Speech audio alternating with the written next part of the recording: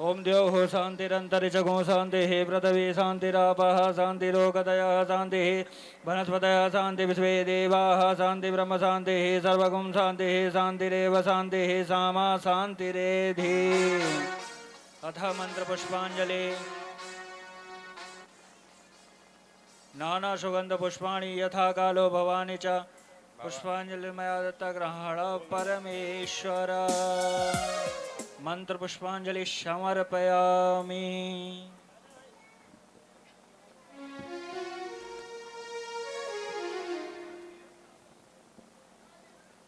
सभी यजमान यथा यथा स्थान आप बैठ जाएं।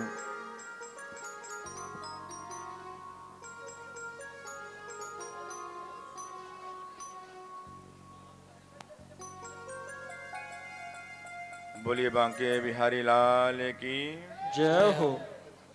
भागवत महापुराण की जय हो।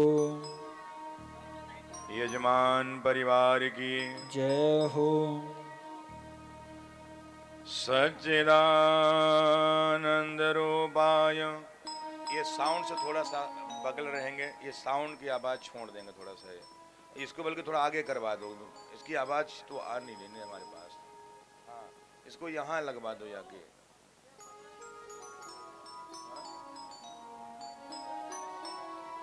हम लोग सेटिंग किए नहीं हुआ है तो वो साउंड को यहाँ करवा देते, उसको यहाँ। हाँ, लाइव शुरू है, वो साउंड के सेटिंग यहाँ करवा देते ना, उसको यहाँ वही आवाज नहीं होती। फिर ऑपरेटर नहीं है।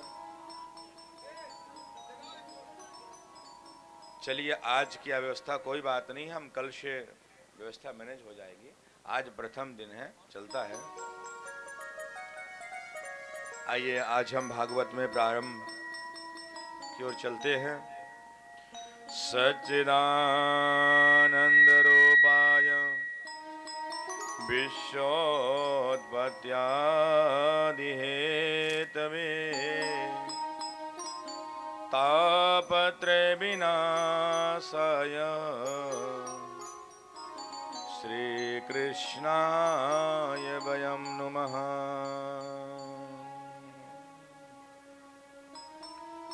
बंसी विभूषित करान्नवनीरदाभा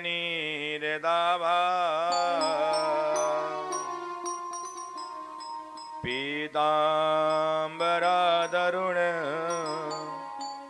बिम्बफलाधरोष्ट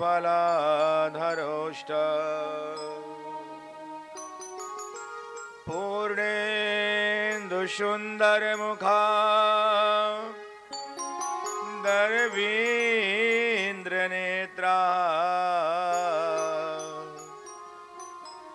कृष्णात् परं किमपि त्वमहं न जाने।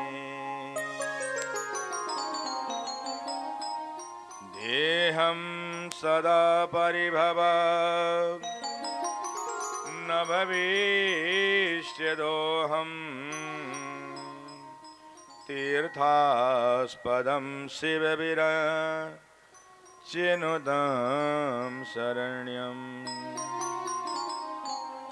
भक्त्यार्तिहं प्रणदमा लिभवाब्धिबोधं वन्दे महापुरुषते चरणारविन्दम्।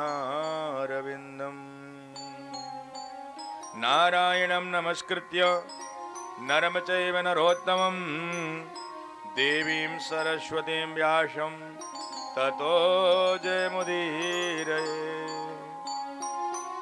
सब द्वार को छोड़कर आयो तेरे द्वार, हे वृषभान की लाडली।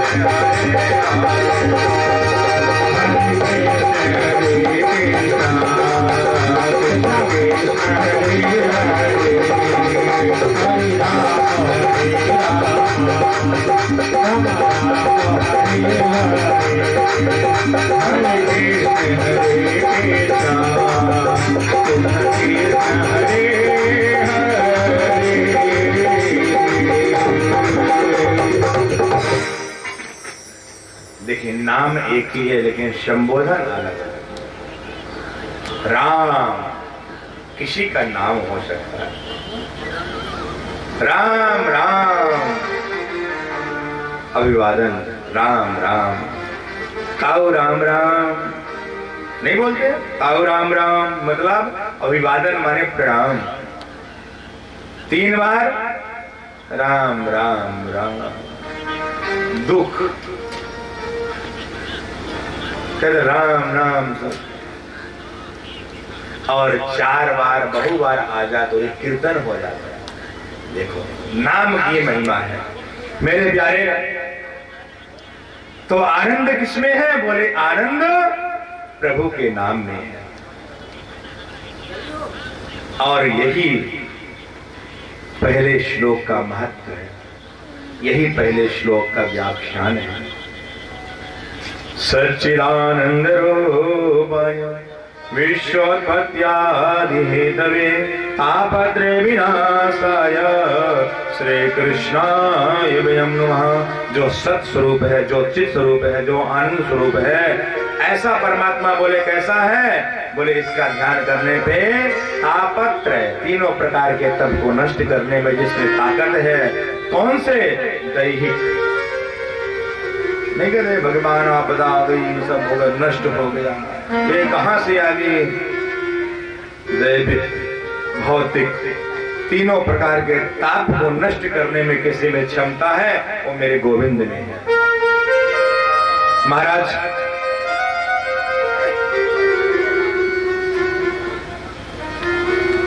दूसरा श्लोक, यम प्रव्रजन्तमनुपेतमपेत कृत्यं द्वैपायनो विरह कातर्वा जुहाव। पुत्रेति धर्मे दया धर्मोऽभिनेन्द्रो तम सर्वभूत हृदयं मुनिमानतोऽस्मि।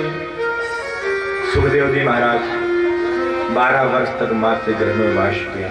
जन्म लेते ही जंगल की ओर जाने लगे। पिताजी ने कहा, बेटा कहाँ जा रहे हो? वृक्षों ने उत्तर दिया, महाराज वेद व्यास यहाँ से चले आए कि धन्य है मेरा पुत्र जो वृक्षों में समावेश होकर के वृक्षों से भी बातें करता है, ऐसा मेरा पुत्र है। ये जो हम आपको कथा सुना रहे हैं ये नैमिषारण्य क्षेत्र है। उसमें सौनकादिक 88,000 महात्मा बैठे हुए हैं और श्री सूत जी महाराज से प्रश्न करते हैं। क्या कहते हैं? ज्ञान द्वंद्व विध्वंस कोटि सूर्य समप्रभा सूतख्या ही कथा सारम मम कर्ण रसायनम। हे सूर्य जी महाराज, ये जो कलिकाल है इसमें व्यक्ति अनेक प्रकार से दुख से, अनेक प्रकार के कष्ट से दुखी होंगे। ऐसे व्यक्तियों का उद्धार कैसे हो, कृपा करके मुझे बताइए। अच्छा व्यक्ति किसी से पूछो भैया दुखी क्यों हो, तो आपको ये भी नहीं बताएगा मैं दुखी क्यों हूं। कहता मुझे खुद ही नहीं पता, लेकिन आज मेरा मन बड़ा उदास है। एक व्यक्ति जा रहा था, मुझे महाराज बड़ी, मैं क्यों? बोले महाराज मुझे अपनी चिंता नहीं, मुझे दूसरे की। अब लोग महाराज आज लोग दुखी क्यों हैं? लोग अपने दुख से दुखी नहीं है, दूसरे के सुख से दुखी है कि ये सुखी क्यों, मैं दुखी क्यों। तो कहते हैं महाराज जो व्यक्ति अनेक प्रकार से कष्ट से क्लेश से पीड़ित है, ऐसे व्यक्तित्व को उद्धार कैसे हो, कृपा करके मुझे बताइए। क्योंकि चिंता मना थोड़े क्षण के लिए सुख दे सकती है। जो मन में सोचे कल्पना किए वही प्राप्त हो जाए, लेकिन जैसे हमारे पुण्य नष्ट हो जाएंगे वही सब नष्ट हो जाएगा।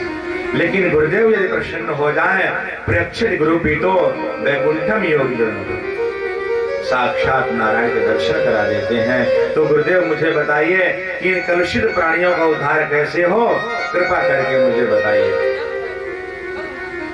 कालव्याल मुख ग्रशम त्राश निर्नाश हेतवे श्रीमद्भागवतम शास्त्रम कलौ कीरेण भाषितम। क्योंकि मनुष्य जो है अजगर का ग्रास, मतलब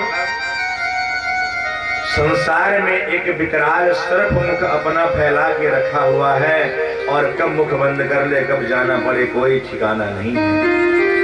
अभी मैं आपको भागवत सुना रहा हूं और थोड़े क्षण में क्या हो जाए कोई नहीं जानता। मेरे प्यारे, आपके क्षण जो जीवन में गुजर चुके हैं, ये क्षण जीवन में आपके कभी नहीं आ सकते हैं। कितनी भी दौलत खर्च कर लो, कितना भी पैसा खर्च कर लो, कितना भी कुछ कर लो, लेकिन जो समय आपका अभी ये क्षण निकल चुका है पिछला, वो आपके जीवन में दोबारा कभी नहीं आ सकता है। कोई है जो ला सकता है? बताओ। कल तो आ सकता है, लेकिन बीता हुआ कल नहीं आ सकता। इसीलिए मेरे प्यारे, एक एक क्षण का सदुपयोग करो, कभी व्यर्थ में मत गमाओ।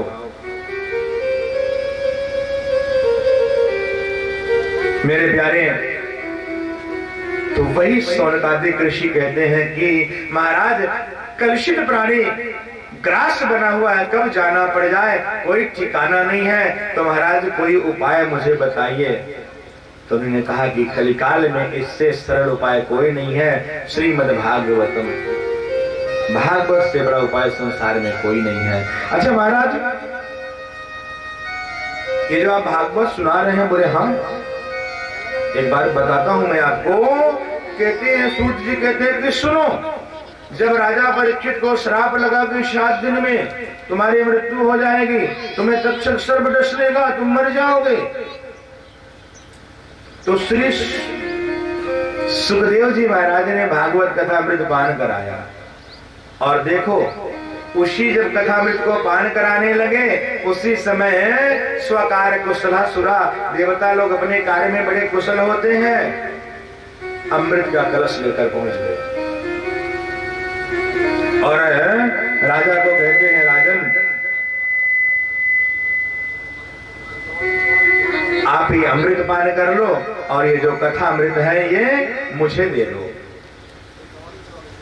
ये कथा अमृत आप मुझे दे दो। सुखदेव जी महाराज ने देखा कि ये देवता लोग तो अपने कार्य में बड़े कुशल हैं, जब वृत्तासुर का नहीं मरने का नाम ले रहा था सो महाराज दधीची बाबा के पास पहुंच गए। बाबा भाई हड्डी दे दो, बोली छोटी हड्डी मांगने की चीज है, बाबा ने भाई हड्डी दे दी।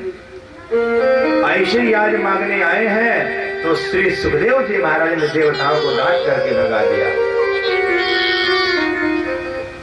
कहते हैं जाओ यहां से, आपको भागवत कथा सुनने को नहीं मिलेगी। महाराज सारे देवता लोग पहुंच गए ब्रह्मा जी के पास।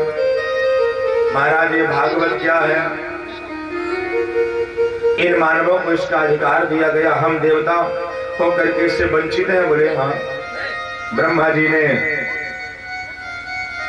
लघोन्यन्यानि जातानि गौरवेण इदम् तदा ऋषिगणाः सर्वे विस्मयं परमं ययुः।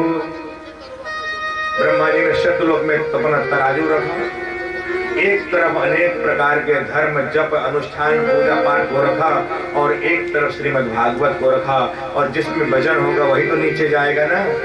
भागवत अपने धर्म के कारण तो उठा ही नहीं, जब त्यों नीचे बैठा रहा। ब्रह्मा जी ने घोषणा करते जाओ ये कोई साधारण नहीं है, ये तो प्रत्यक्ष भगवान है, जो इसको सुनेगा उससे मुक्ति निश्चित होगी। अच्छा महाराज ये भागवत कथा जो आप सुना रहे हैं ये 7 दिन का विधान कहां से आ गया? 7 दिन का विधान क्यों? 8 दिन भी हो सकता है, 9 दिन भी हो सकता है, 10 दिन भी हो सकता है, 7 दिन का विधान कहां से आया? बोले सुनो। एकदा हि विशालायां चत्वारः ऋषियो मला शतसंगार्थ समायाता ददृशोस्तत्र नारदा। कितनी सुंदर बात। ये तो शौनकादिक ऋषियों ने देवर्षि नारद को सुनाई। बोले क्या? ये बात मैं मान नहीं सकता हूं। बोले क्यों? बोले इसलिए कि नारद जी कहीं एक घड़ी से ज्यादा कहीं रुकते नहीं हैं, और शौनकादिक कहीं रुकने वाले नहीं। जितना गोदोहन काल होता है उतनी देर के लिए शौनकादिक ऋषि रुकते हैं। सनक सनंदन सनातन सनत कुमार तो कथा हुई कैसे? बोले सुनो। एक बार नारद जी महाराज घूमते घूमते घूमते घूमते सोए, तीर्थों में गए। अच्छा देखो मन जब हमारा बड़ा शांत हो जाएगा उस समय हम तीर्थ में जाते हैं कि चलो वहां जाकर के बड़ी शांति मिलेगी और मन बड़ा प्रसन्न होगा, प्रभु का भजन होगा। और ये तीर्थों में जाने के बाद भी अशांति हो जाए तो फिर क्या करो? फिर तो बड़ी विडंबना है, फिर क्या करें? तो वही नारद जी तीर्थों में गए लेकिन उनके मन को शांति नहीं मिली। फिर संतों के यहाँ बोले चलो संतों के यहाँ देखते हैं। तो बोले संतों के यहाँ मैं गया तो वहां क्या देखा? पाखंड निर्दह संतो विरक्ता सा परिग्रह। संत भी पाखंड पारायण हो गए हैं। पाखंड क्या है? पापस खंडा यशसा पाखंड। पाप का ही जो खंड है उसे पाखंड बोलते हैं। पाखंड पारायण होते जा रहे हैं। सो महाराज मैंने सोचा चलो चलते हैं गृहस्थों के यहाँ, वहां भी कुछ न कुछ तो अच्छा होगा। तो गृहस्थों के यहाँ आया तो वहां देखा तरुणी प्रभुतागे श्याल को बुद्धि का कन्यानाथ लोभा दंपति नाम च कलकनम। वह मैंने देखा तरुणी माने स्त्री, घर में स्त्री का साम्राज्य है। कोई बात नहीं, समझदार होगी तो होना चाहिए, पढ़ी लिखी होगी समझदार है तो बिल्कुल चलाए, बुरी नहीं। जो आज्ञा कर दे कि आज यही काम होना है तो उतने काम होना है, आज यही जाना तो आज वही जाना है। घर में स्त्री का देवियों का साम्राज्य हो गया। तो महाराज आगे बोले, आगे चलो, देवी पढ़ी लिखी है, समझदार है, चला ले खूब अपना। बोले उसके बाद भी श्याल को बुद्धिदायका, अपने माता पिता बैठे हुए हैं कि मेरा बेटा कोई सत्कर्म कर रहा है, मुझसे सलाह लेगा, मुझसे राय लेगा। बोले नहीं। देवी कहती है मेरे भाई को फोन लगाओ, श्याल को बुद्धिदायका ससुराल में फोन लगाओ, साले साहब को। माता पिता बैठे हुए हैं, माता पिता की राय नहीं ली जा रही है। श्याल को बुद्धिदायका ससुराल में फोन लगाओ, और जो भाई मेरा कहेगा वही होगा, नहीं तो मैं कलह कर दूंगी। और ब्रज में कहावत है हमारे कि दीवार बिगाड़े आरो, और जानते महाभारत का भ्रमण मामा शकुनी ने क्या काम किया। दीवार बिगाड़े आरो, आरो मतलब अलमारियां। जिस घर में ज्यादा अरिया बने होंगे ना वहां दीवार कमजोर होगी, और जहां ज्यादा साले साहब की सलाह ली जाएगी ना वहां गड़बड़ हो जाएगा। सलाह लेनी चाहिए, खूब लो, लेकिन अपने माता पिता और साले साहब की भी सलाह लो। जो आपको लगे अपने बुद्धि स्वीकार करना चाहिए, ये नहीं कि हम उन्हीं के कहने पे ही चल दे। ठीक है महाराज, साले साहब समझदार हैं, उनकी सलाह ले लिए, ठीक है, लेकिन आजकल कन्या का क्रय विक्रय होने लगा। कन्या विक्रनाथ लोभा, हम नहीं करें, भागवत कह रही है कि कलिकाल में क्रय विक्रय होने लग जाएगा। मतलब संपत्ति पड़ गए सो समझी। समझी का मतलब क्या? सम माने बराबर, धी माने बुद्धि, बराबर के विचार हैं, बराबर का मेल है, वो समझी होता है। और महाराज आजकल मन मिले तो मिले, कोई मतलब नहीं है, संपत्ति मिले बस। इतना पैसा लेंगे, अपने लड़कियों को मैंने मास्टर बनाया है। सो महाराज घर में देवी का साम्राज्य, साले साहब सलाहकार, माता पिता से राय लेना, कोई समझदारी नहीं। कौन बूढ़े से सलाह ले, और बूढ़े जो जानते बहुत तगड़ी सलाह दे। एक बार क्या हुआ, एक बार क्या हुआ, एक किसी की शादी हुई, शादी हुई, और शादी में लड़की वालों ने एक शर्त रखी। क्या रखी? कि महाराज कि कोई बूढ़ा नहीं आएगा, यदि बूढ़ा कोई आ गया तो मैं विवाह नहीं करूंगा। तो जानते हैं आजकल शादी विवाह में थोड़ा जीजा जी घर के ज्यादा थोड़ा सा चलती है उनकी। दीदी बोले कोई बात नहीं, पिताजी आप, पापा जी आप रहने दो, बाबा जी आप रहने दो, सब लोग रहने दो, कोई नहीं जाएगा, हम जाएंगे, हम करके चले आएंगे। ठीक है भैया जाओ। लेकिन सब मान जाए, लेकिन लड़के का नाना मानने को तैयार नहीं। कह रहे भैया मैं तो नाती का ब्याह है, मैं तो जाऊंगा। बोले नाना तुमने शर्त नहीं सुनी? बोले हमने सुन ली, लेकिन हम मानेंगे नहीं, हम तो जाएंगे। जुगाड़ देख लेंगे तो बरात लौटा देंगे। बोले कुछ भी हो मैं तो जाऊंगा। नाना बेचारा तैयार। सारे के सारे लड़के चले। अब लड़के तो जानते ही हैं, लड़के लड़ करके जो बाप की संपत्ति को ले ले, झगड़ करके, मार करके, डांट करके जो ले ले, वो है लड़के।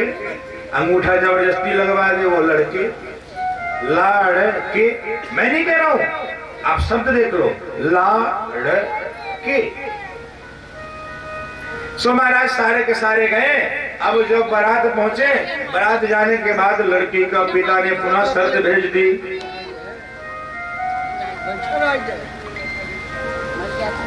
महाराज हमारे घर के पास में नदी है और यदि बाराती लोग इसमें दूध की धारा बहा देंगे तो मैं अपनी पुत्री का विवाह करूंगा, अन्यथा विवाह नहीं करूंगा। अब सारे के सारे लड़के बोले चलो भाई बारात लेके चलो। असंभव है भाई, नदी में कोई दूध की धारा बहा दे तो असंभव है, ऐसा हो ही नहीं सकता। तो लड़के के नाना जानते, माना नहीं, वो तो बारात गया। किसमें गए? जिसमें सामान ले जाते हैं, बस संदूक बंदूक नहीं ले जाते हैं, दुनिया भर का टिटिम्बा ले जाते हैं, उसने सामान वाली गाड़ी में भर दी। नाना बेचारा परेशान, बोले नाना मैं मना कर रहा था ना कि बारात मत ले, बारात लौटे। बोले क्या हुआ? बोले लड़की वालों ने एक शर्त रख दी। बोले क्या? बोले इसमें जुगाड़ कोई दूध की धारा नदी में बहा दोगे तो ही मैं विवाह करूंगा, नहीं तो बारात लेके जाओ। बोले चलो बारात लौटाओ। नाना ने कही इतनी सी बात, बस है, रुको, दूध की धारा बहाऊंगा, बिल्कुल चिंता मत करो, धारा एकदम बहेगी।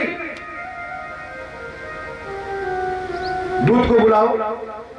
जो दूध आया, भाई तुम जाकर के बोल दो कि मैं दूध तैयार है, दूध की धारा बहाऊंगा, पूरी नदी में धारा बहेगी। लड़की वाले पहले इस जो नदी में जल बह रहा है, पहले लड़की वाले सारे जल को खत्म कर दें तो मैं दूध की धारा बहा दूंगा। दूत ने जाकर के बताया कि भैया लड़के वालों ने शर्त एक भेजी है, यदि ही लड़की वाले नदी का पूरा जल खत्म कर देते हैं तो मैं दूध की धारा बहा दूंगा।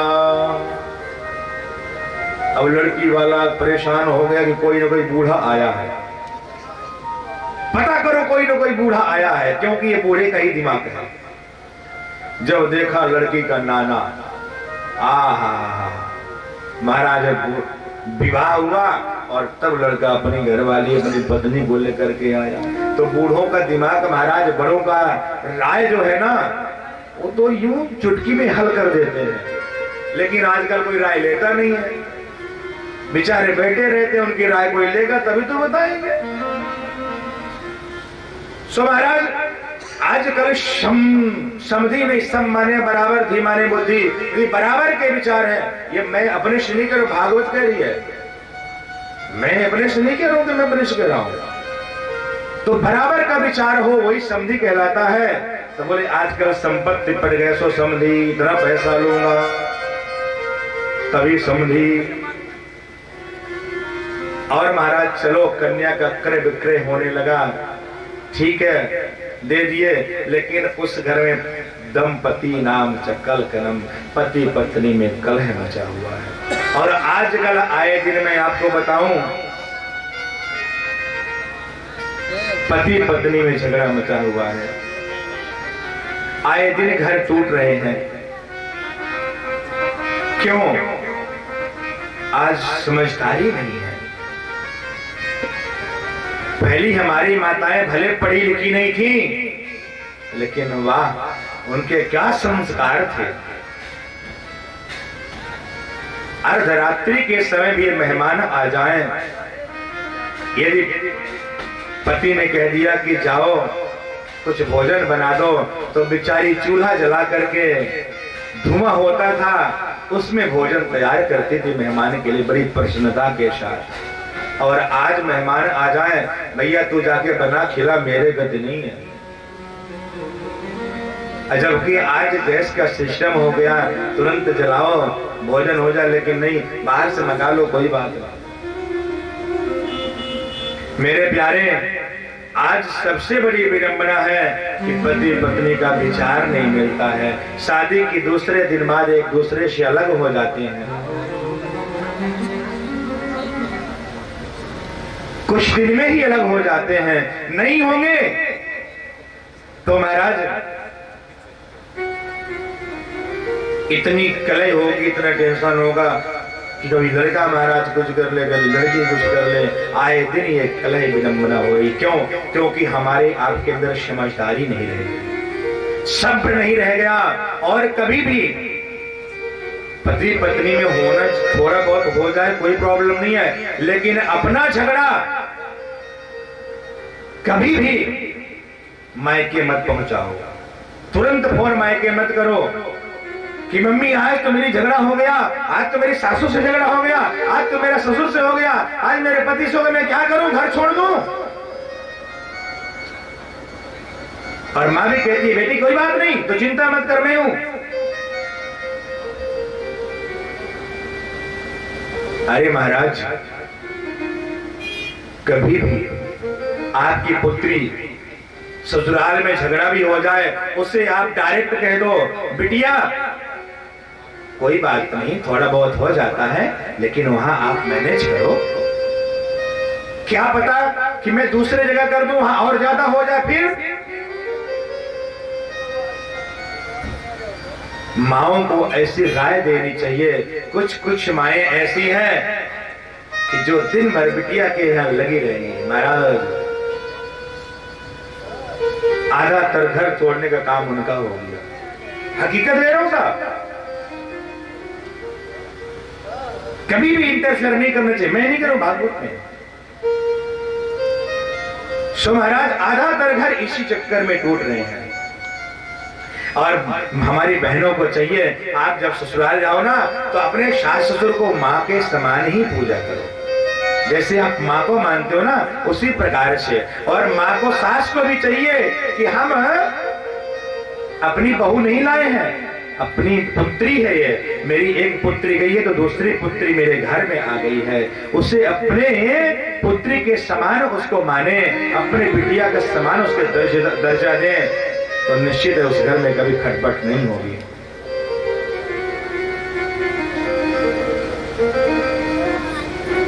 और एक बड़ी विडंबना, हर सास ये चाहती है कि मेरी बहू आज्ञाकारी हो। नहीं चाहती है? बताओ, नहीं चाहती। लेकिन मेरी बिटिया जब जाए, उसी की आज्ञा का पालन सब करे। मैं जहां अपनी बिटिया का विवाह करूं, वही सारा साम्राज्य के मलकिन बन जाए और मेरी बहू मेरी आज्ञा से चले। ऐसा कैसे होगा? अरे वो भी तो किसी की बिटिया है। इसलिए कभी दूसरे को कष्ट नहीं देना चाहिए, दुख नहीं देना चाहिए। उससे अपनी बिटिया समझोगे, वो भी तुम्हें मां समझने लग जाएगी। क्या बोलना पड़ेगा? राधे बोलो ना एक बार, राधे। तो आए दिन महाराज दंपति नाम चकल गरम, पति पत्नी में कलह मचा हुआ है। लेकिन आज जोड़ों को ये चाहिए कि दोनों को आपस में बैठ के डिस्कस कर लेना चाहिए। कभी अपनी बात तीसरे को नहीं बतानी चाहिए। हाँ, बिल्कुल नहीं, आपस में समझ। अच्छा, जब कभी झगड़ा हो तो एक मंत्र दे देता हूं। मंत्र क्या है कि जब एक बोले तो दूसरा चुप हो जाए, जब दूसरा बोले तो वो चुप हो जाए, बस काम खत्म, झगड़ा होगा ही नहीं। जब वो बोलता रहे, बोलते बोलते थक जाएगा, तुम बाहर चले जाओ, सुनते कान में ढेपी दे लो। बिल्कुल नहीं, क्योंकि जिस घर में झगड़ा होगा, कलह होगी, वहां से लक्ष्मी दूर चली जाएगी। उस घर में धन वैभव नहीं बचेंगे, उस घर में सारा धन नष्ट हो जाएगा। जहां दंपति नाम, जहां पति पत्नी में कलह है, वहां लक्ष्मी का निवास कभी नहीं हो सकता, कभी नहीं हो सकता, कभी नहीं हो सकता, कितना भी कमा लेगा। इसीलिए जहां पे परस्पर प्रेम है, जहां पर सब कुछ है, वहां। सो महाराज नारद जी कहते हैं कि हमने गया और देखा महाराज, इसके बाद में चलो वृंदावन चला। वहां देखा, वहां एक विडंबना, वहां एक सुंदर सी स्त्री बैठी हुई है, उसके सामने दो बूढ़े लेटे हुए हैं और कुछ देवियां स्त्रियां पंखा कर रही हैं। मैंने जब देवी के पास जाने के लिए प्रयास किया, अच्छा अभी तो टाइम, सो महाराज जब मैं गया और देखा कि देवियां बैठी हुई पंखा कर रही हैं, तो मैंने सोचा उन देवियों के पास जाऊं और देवियों के पास जाकर के इनको कारण पूछूं। तो नारद जी ने सोचा इन देवियों के पास भी आऊं, लेकिन अच्छा एक बात है, माताएं जो 4-10 माताएं आपस में बात करती हो ना, तो वो कब रोने लग जाए, कब हंसने लग जाए, कब किसको डांट दे, कोई ठिकाना नहीं है, कोई ठिकाना नहीं है। तो नारद जी ने सोचा हम बाबा बैरागी का क्या काम, हम क्यों जाएं, मेरा क्या मैटर।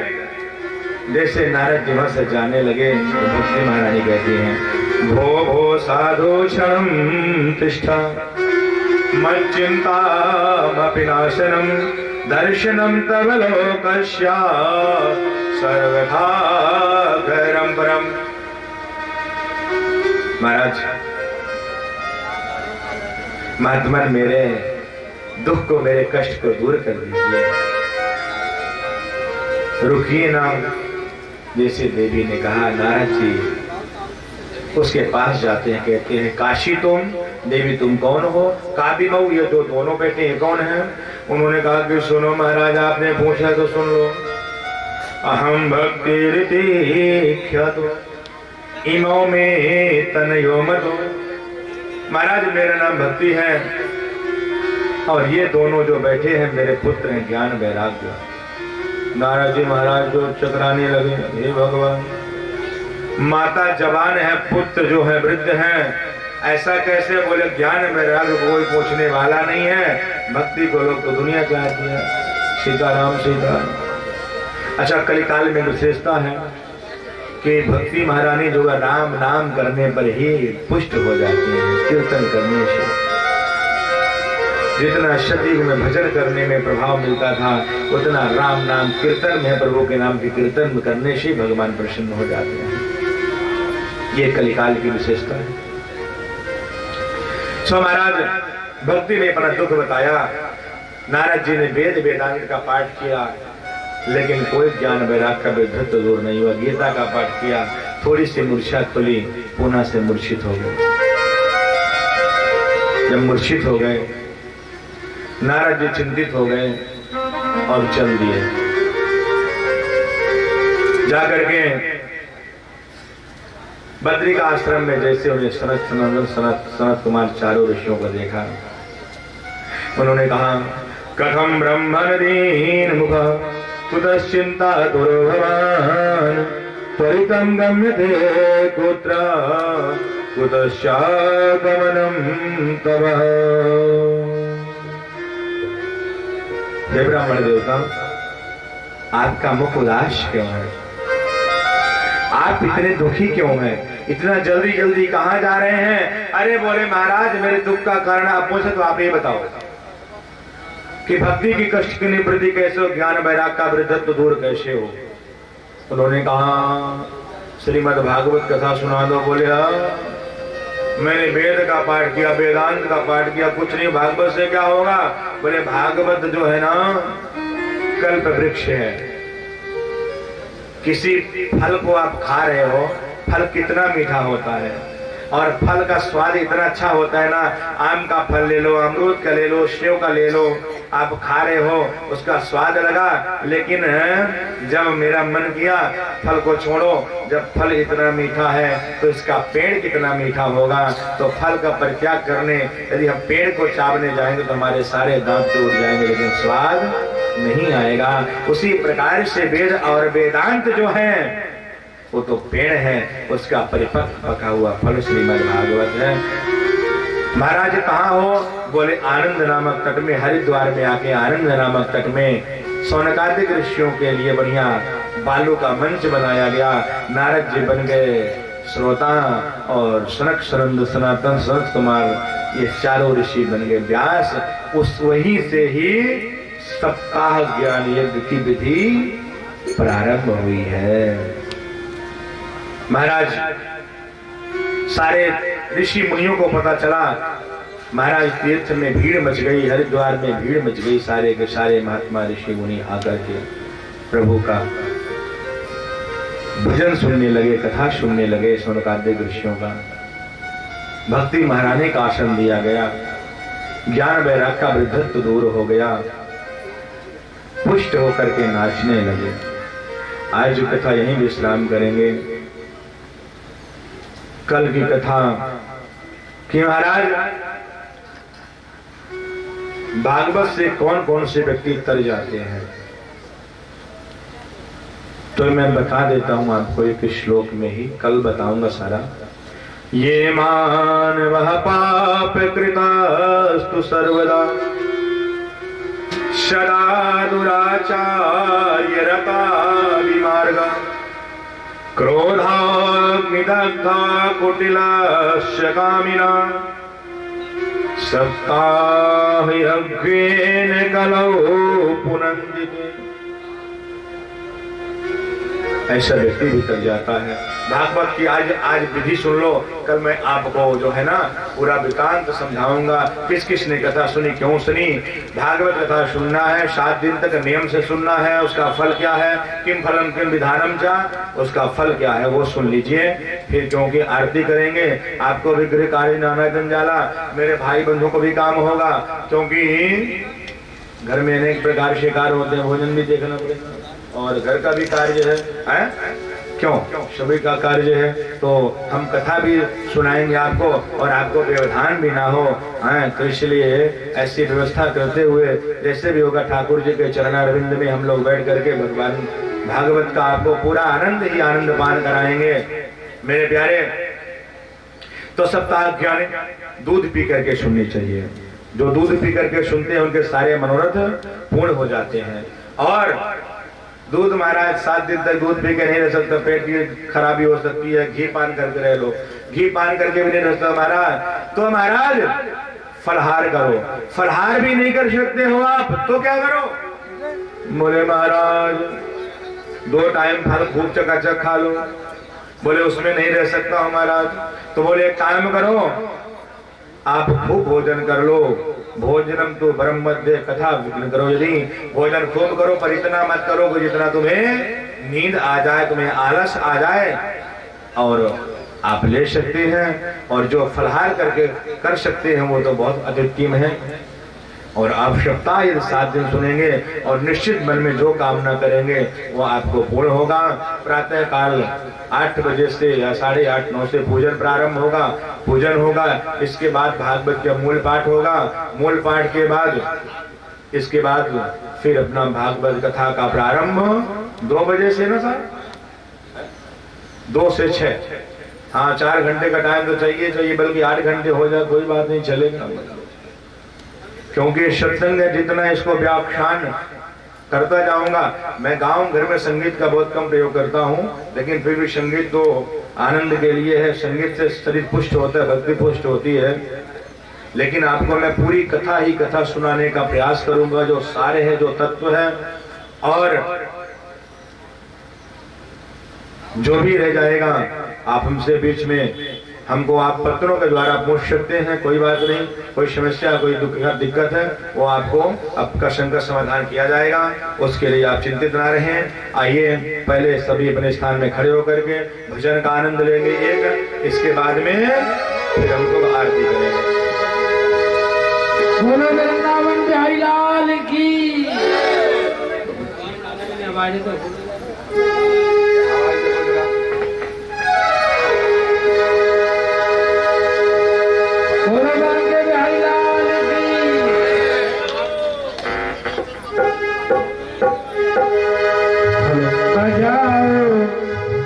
बजाओ राधा नाम की ताली, बजाओ राधा नाम की ताली, बजाओ राधा नाम की ताली, बजाओ राधा नाम की ताली। सबके संकट दूर करेगी, सबके संकट दूर करेगी, सबके संकट दूर करेगी, सबके संकट दूर करेगी। बजाओ बजाओ राधा नाम की ताली।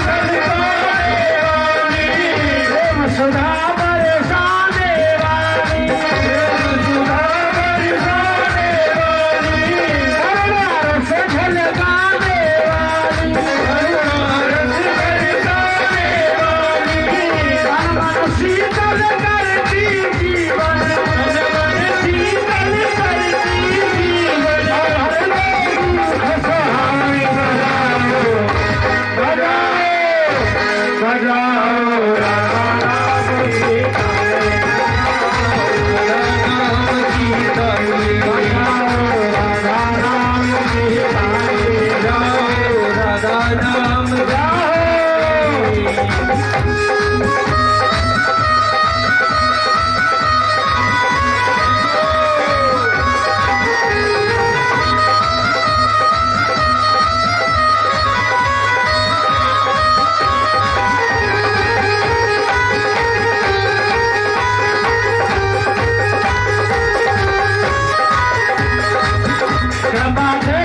सफर कर देगी सफर कर देगी जीवन में खुशियाँ भर देगी जीवन में खुशियाँ भर देगी मन में फूल खिलेंगे दोनों चमन में फूल खिलेंगे महकेगी डाली डाली बजाओ बजाओ बजाओ राधा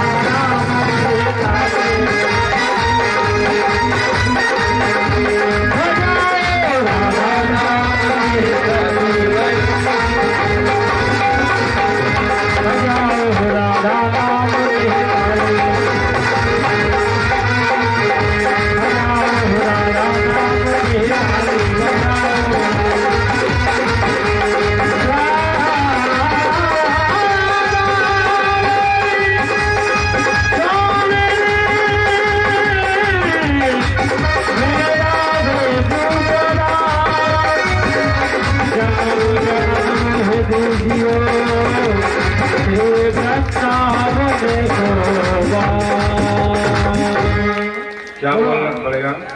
बोलो वृंदावन में हरिलाल की जोर से बोलो ना।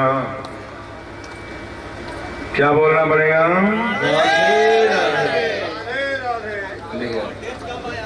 राधे राधा शब्द जो है ना, बिना राधा के शब्द के भगवान कृष्ण नहीं आएंगे। समझ गए ना? राधा नाम का शब्द का व्याख्यान आपको करूंगा। देखो, भगवान का नाम ले तो पहले राधा कृष्ण सीता राम परे शक्ति का नाम है। माता पिता, देखो माता पिता जहां भगवान का, इसका भी अर्थ बताएंगे आपको। शब्द क्या बोलना पड़ेगा? आइए भजन का आनंद लेते हैं।